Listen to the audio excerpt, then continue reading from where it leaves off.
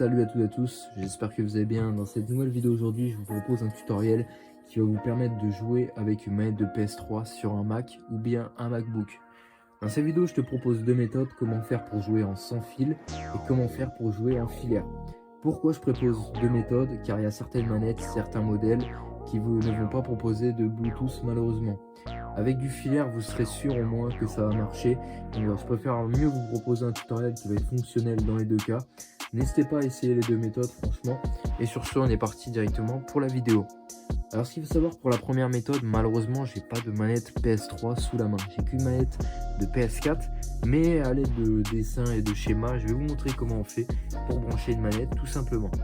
Donc vous, normalement, si vous avez une manette de PS3, vous aurez un bouton PlayStation juste ici. Donc ce qu'il faut faire, ça va être d'appuyer dessus pendant environ 5 secondes jusqu'à avoir la LED ici qui va venir s'allumer. Ensuite, ce que vous allez faire, vous allez aller sur votre centre de contrôle juste ici, dans Bluetooth, réglage Bluetooth, et ensuite ici, votre manette va être recherchée.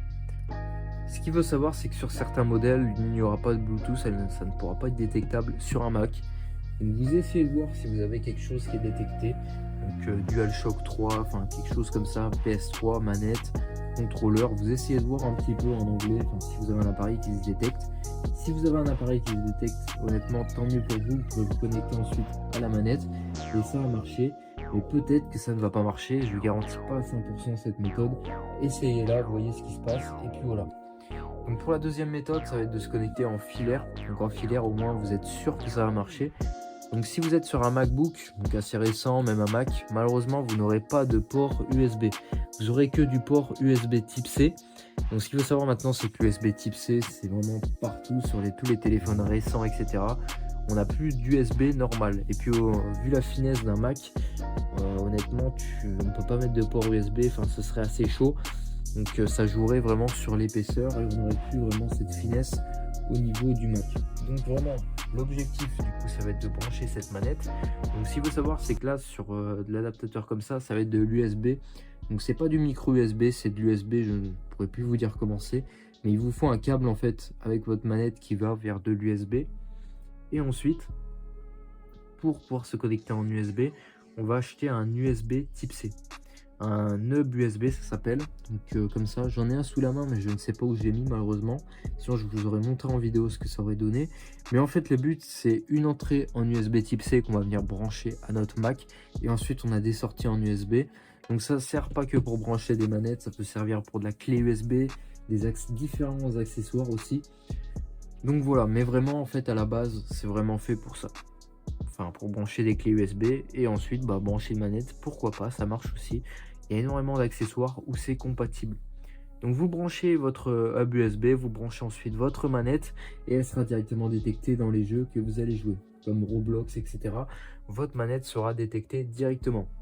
Donc je te propose un petit récap juste avant de se quitter si jamais tu n'as pas trop compris ce que je t'ai expliqué. Donc tu appuies sur le bouton PlayStation, enfin sur ta manette PS3 pendant environ 5 secondes. Tu regardes dans les réglages Bluetooth si cette manette est détectée. Si elle n'est pas détectée, ça veut dire que malheureusement tu n'as pas le Bluetooth dessus et que tu vas devoir brancher ta manette en USB, donc en filaire. Si tu as un Mac qui a un adaptateur, enfin qui a une prise USB, ok, tu la branches directement en USB.